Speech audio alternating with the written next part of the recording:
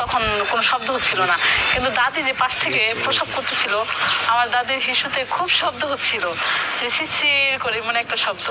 তা আমি প্রসাব শেষে আমার দাদিকে বলতেছি যে দাদি তোমাকে একটা কথা জিজ্ঞেস। কি? আমি কইতাছি যে তুমি যে প্রসাব করলা, তোমার এখানে এমন শব্দ হলো, শিরশির করে শব্দ হইলো, আর আমি তো প্রসাব করলাম, আমার তো শব্দ হইলো না। তখন আমার দাদি মানে বকা দিয়ে বলতেছে, আলো মাগি, এই যে আমার যে শব্দ হয় সোনার পার খাইতে হয়, এর লিগে তো মনে করো শব্দ হয়েছে, তোমার বেলা তুমি তখন সোনার পার খাই হারো না, এর লিগে তোমার শব্দ হয়নি। এই কথা আমি শুনতেছি, পাশ দিয়ে একটা ছেলে যাচ্ছিল, সে কথাটা শুনে নেয়।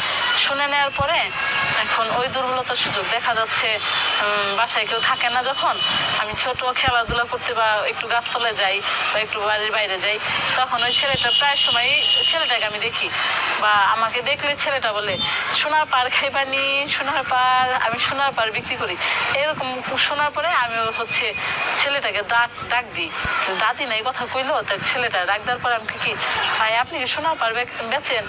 হ, আমি সোনার পার বেচি। আমি আবার জিগেলাম যে কয় টাকা? 10 টাকা। 10 টাকা, আচ্ছা। আমি ঘরে থেকে টাকাটা নিয়ে আসলাম, নিয়ে আসার পর আমি কি সোনার পার দেন? এখানে তো দেওয়ান যাবো না, বাসায় কেউ আছে? না, বাসায় তো এখন কেউ নেই, তাহলে চলো ঘরে যাই, তোমাকে ঘরে যাই দিতেইব। পরে ছেলেটারে নিয়ে আসলাম, নিয়ে আসার পরে তারপরে আমি তো ছোট মানুষ, মনে করেন ছোট মানুষের বুকের সাইজটা কিরকম থাকে, খুব রসালো